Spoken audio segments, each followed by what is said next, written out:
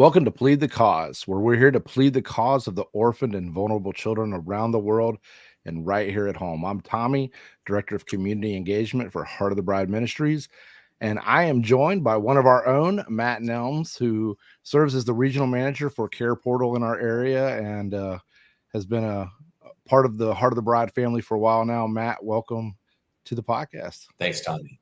It's really good to be here. Yeah, so Matt and his wife are actually in a future episode going to be sharing about their own personal adoption story. But today, I just wanted to talk with Matt a little bit about just the overview of adoption.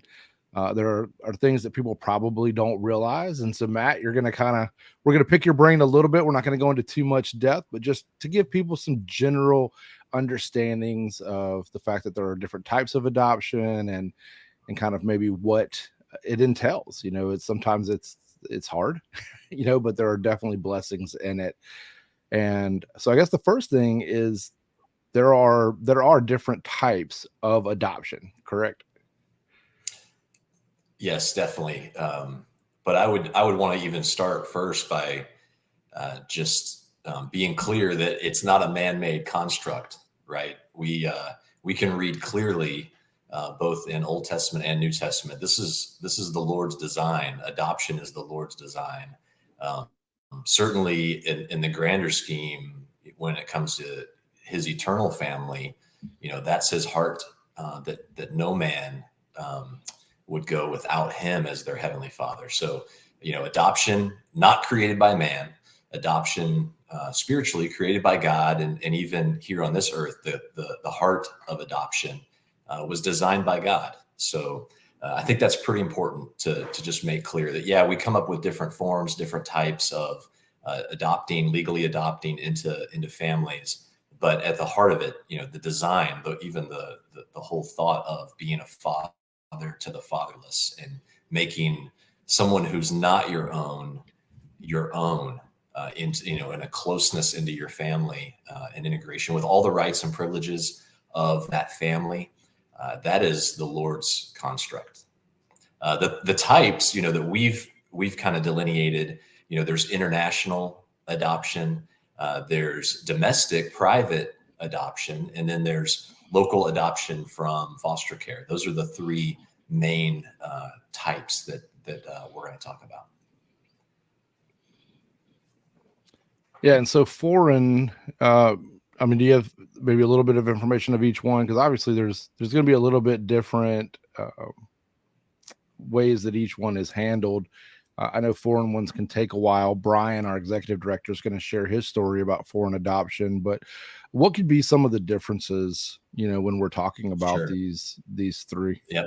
So there's some similarities in all of them, and then certainly some differences. The process for each is, basically deciding you want to make a child your own, bring them into your family, one that you aren't giving birth to yourself. And so, the similarity is a social worker comes into your home and does a home study and will, really, a lot of this it seems kind of invasive to people when they find out what a home study is. But all three types will have a home study performed by a licensed social worker who's been skilled and trained to do a home study. They'll come in and find out about your personal backgrounds, what the relationships are within your current family, both immediate and your extended family. So they dig into your past. They dig into your personal life. It can be pretty, feel fairly invasive, where they're in every nook and cranny of your relationships, but also your finances. They want to know about your career and criminal backgrounds. They get into your background checks. They want to know where you go on vacation, your hobbies. And then they come in and just make sure that your house is safe and that your neighborhood is kid friendly, and things like that. So the home study is part of all three of those. And I would say, it is kind of the quick and somewhat painless part of it. You got to gather references from coworkers and from family, friends. They'll get references from all of them. But it's usually anywhere from a month to 6 month process. There's some training that you get as parents. So you'll go to some basic, this is what it looks like to be a parent of a child that you're adopting. Here's some of the challenges. Here's some a little bit of trauma training that you get depending on where you're going to be adopting from and how you're going to be adopting. So there's some training involved, and that's can be anywhere from a couple weeks to a few months, depending on how it's spaced out. But for international adoptions, sometimes the longest aspect of that is getting the funds together, because it is expensive. We're talking, I'm going to say, what was 30 to 40,000 on average is now up into the 60,000 type range. So 30 to $60,000.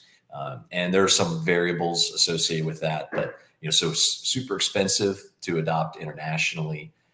And then timeline wise, international adoptions, I would say kind of a medium timeline, but can be anywhere from a year to 3 years. I'm going to say a year to 4 years kind of time frame. But then there's some unique aspects, depending on which country you'd like to adopt from. Those countries all have different laws about what's required. So that can change the cost and the time duration associated with international adoption. And then some countries, will only adopt if the child has unique medical needs or behavioral needs, or if it's, unique circumstances. So each country has a little bit different requirement, if you will, or criteria for the adoption process.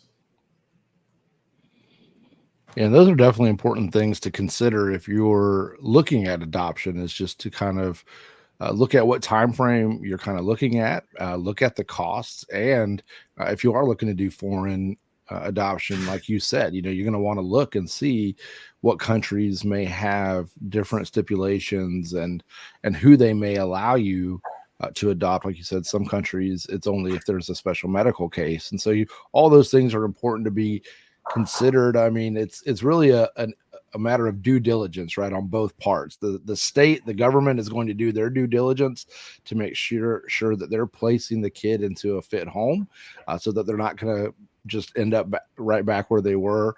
And it's important for the person who's looking to adopt to do their due diligence in that process. And I think it is important to remember that it can be costly and it can be time consuming. Matt, I don't want to go too much into your story because we're going to share it on next week's episode, but how long did your adoption take?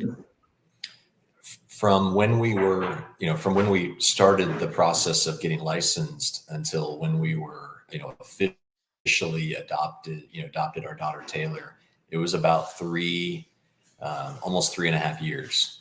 So it wasn't a quick slam dunk kind of thing. And that's normally the case with adopting from foster care. Unless you are willing to take on a pretty large sibling set, so get licensed to adopt locally. If you're willing to take on a large sibling set, you can probably get placed pretty quickly, because there are needs for that in Florida. In every state, there are needs for families that are willing. And I think an empty nester family is perfect for taking on another three littles, just when they think they're going to hit the sunset stage of life. Like, why not become adoptive parents in that empty nest phase of life? And I've seen that work out really well. But that can be pretty quick. You can get placed pretty quickly with a sibling set or other high needs. So if there are behavioral needs or medical needs for a child that's in foster care, you can be placed fairly quickly, within a year time frame of the training plus the placement. Or if it's a teenager, in Florida right now, there is quite a bit of need for adoptive homes that will take a teenager, and that will come with a different style of challenge, in terms of just the integration into the family. It'll be quick up front, and it'll be cheap and and the state will pay for all of the training. They'll pay for the lawyers to get the finalization done. And then the additional counseling and help that you'll need as a family, trying to integrate a teenager into your home it'll be on kind of the backside of adoption. So for that to take place. So yeah, lots of different variables. For a private adoption, usually it's a family that wants an infant. And so you will go to a private adoption agency. You'll get the home study and you'll do the training just as I described. And then you might wait a while. There'll be some expenses along the way, maybe $30,000 kind of range, and then you'll wait anywhere from 6 months to 2 years before you're matched and can bring home your little infant. And then there's the question of, will it be an open adoption or a closed adoption? And those are some of the nuances of a private adoption. And it's good to hear the differences. I mean, there's, we think about these adoption agencies when we talk about just what we would say a typical domestic adoption or a foreign adoption. But you and I were talking yesterday just about adoption and foster care and kind of how that works, which I think is a lot of people probably, at least a lot of people that I know in the area, that's kind of the route they've gone more, is adopting kids who are already in the foster system and kind of going through that process where parental rights are terminated. But that's quite a process that some people might not understand. They may think that they can just foster with the intent to adopt, but there's really no program that does that. It's kind of a foster with the intent to adopt that specific kid that you want to foster. It really is two separate things. And I think that was something that you guys found out in your own story. And so just to kind of help people understand that, can you speak to a little bit of that difference, of the fact that there is no adoption straight out of foster or foster to adopt kind of program? You kind of have to go through both. Yeah. Here in Florida, foster to adopt is, I think we're beyond that. We're into a new trend. They really are pushing more for unification for the kids that come into care, into foster care. And so what they're trying to trend away from is, folks that are fostering just in order to maybe handpick who it is they want to adopt. So that was kind of a tertiary and an unexpected outcome of some of the foster to adopt initiatives. And so right now they are recruiting heavily for foster families, those that will commit to fostering a child for a while the state works hard to reunify and make it a reunification option with the family.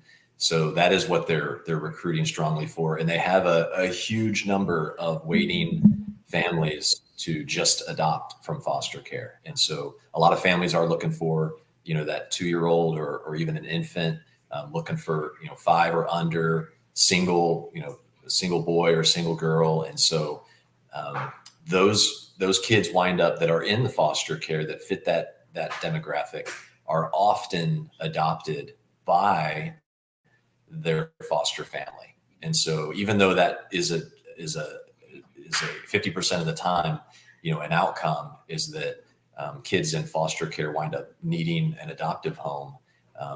The preponderance, 80 to 90% of those are adopted by the last foster home that they were with. So even though there's not an initiative of foster to adopt, a lot of kiddos are being adopted after they've been fostered by a family.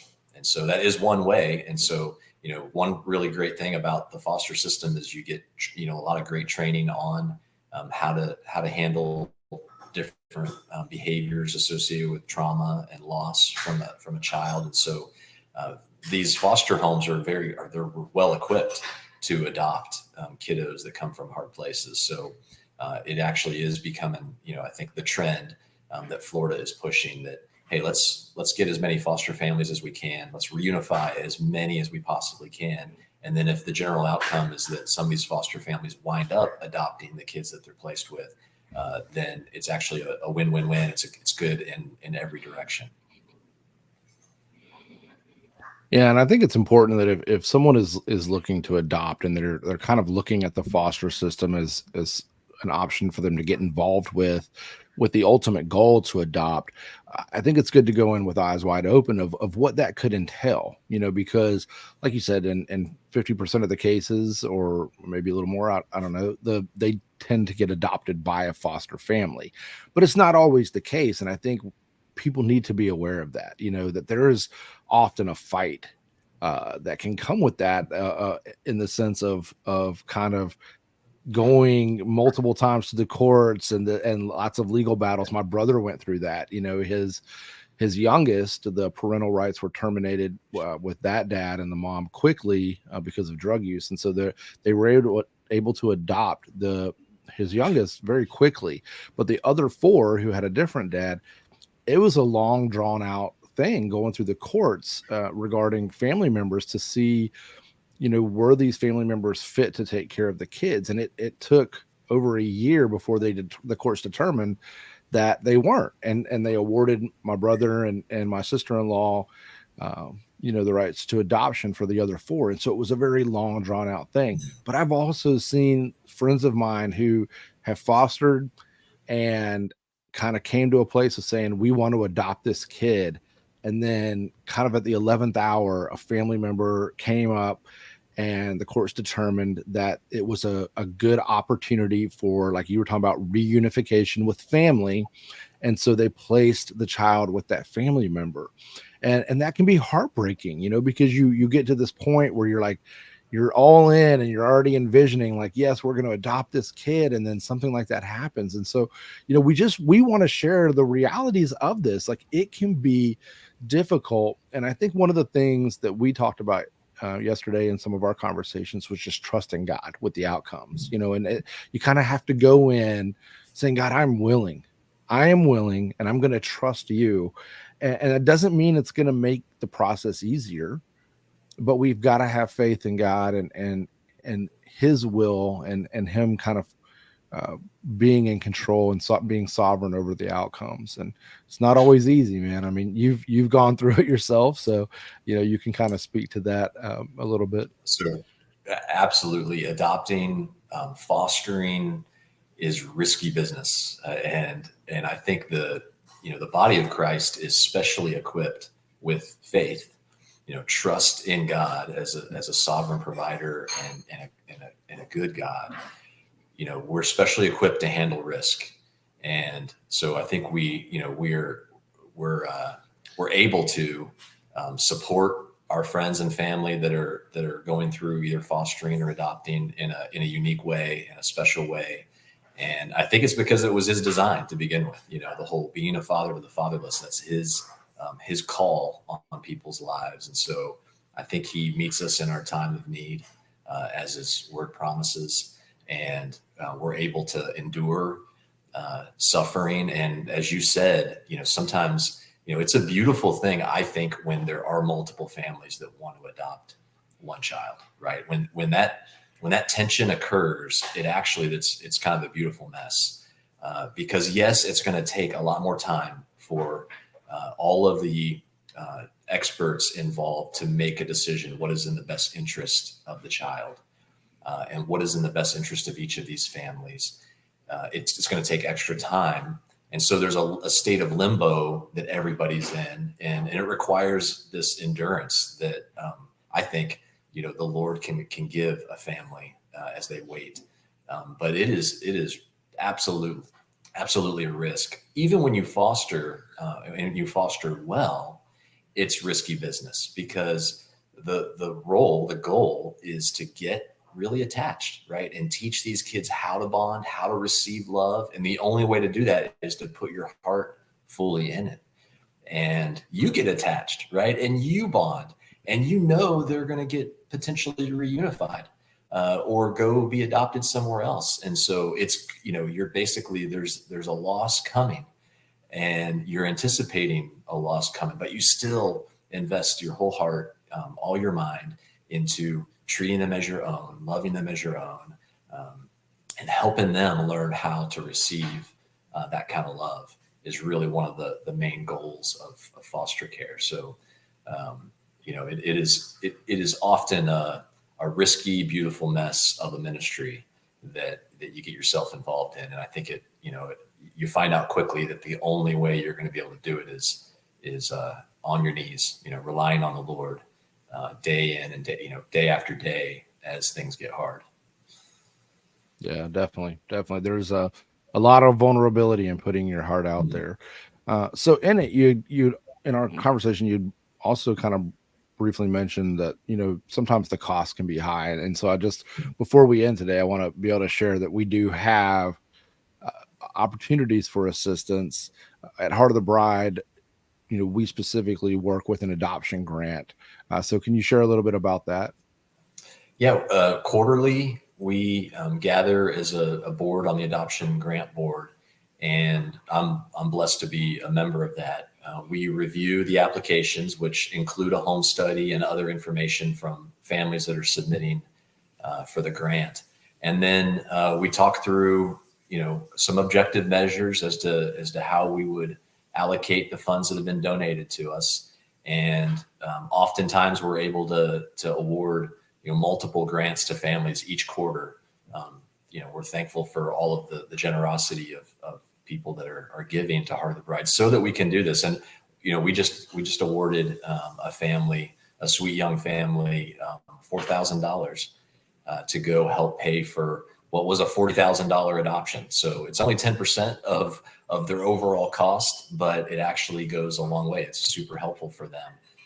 So if we can bless others that are doing international adoption or domestic, we don't typically award to foster adopting out of foster care, because most of those expenses are paid for and covered by the state. So it's a beautiful thing to be involved in, and it's fun. It's fun to get to make that phone call and say, "Hey, you're one step closer to meeting this need, so that you get to go pick up your kid in Liberia." So it's a fun group to be a part of. No doubt, no doubt. Yeah, that's a blessing. And so what we want to do is just first thank you all for watching this, and we want to encourage you that if you are considering adoption, or someone is considering adoption, we want to invite you to reach out to us. We have multiple people that are a part of the Heart of the Bride family who have gone through adoptions. We have many who have been involved with foster care. We have an extended family through our care portal and through a lot of the churches that we work with who have gone through adoptions and foster care as well. So if you're looking at doing foster care, if you're looking to ultimately do adoption, and you have questions, you just maybe need some encouragement, you need some prayer, we want to invite you to reach out to us. You can check us out on the website at heartofthebride.org. You can go to our staff page. You can see you can find myself and my email, Matt's email, Brian, our executive director, any of us. You can reach out to us and just let us know, like, hey, I have some more questions, and we would love to talk with you. Matt can share his story and kind of help you walk through some from his experience. Brian can as well. You're going to be hearing their adoption stories with their families in coming episodes over the next couple of weeks. So we're excited to share those. But we want to be able to pray with you, help you, walk with you along this journey. So go to the website, shoot us an email, connect with us on Facebook. You can send us a message there as well, and we'll walk with you through this and just help guide you along the way. Also, if this video has impacted you in any way, we want to invite you to subscribe to the channel, share it with your friends, and we would ask that you would like this video and leave a comment. That helps with the YouTube algorithms to help put this video out in front of more people. And we definitely want to share these messages of hope, and and just how we can help others. And so doing all of that will help us do that. If you are looking to just do the audio version only, if that's your preference, you can check out the podcast on Apple Podcast or Spotify. And Matt, I just want to thank you again for coming on and just giving us this overview of adoption. We're excited to hear you and Tracy share about your personal adoption story on next week's episode. But thank you for joining us. Looking forward to it. Thanks, Tommy. All right. Yeah, definitely. All right. Plead the cause, where we are pleading the cause of the orphaned and vulnerable children around the world. We'll see you next time.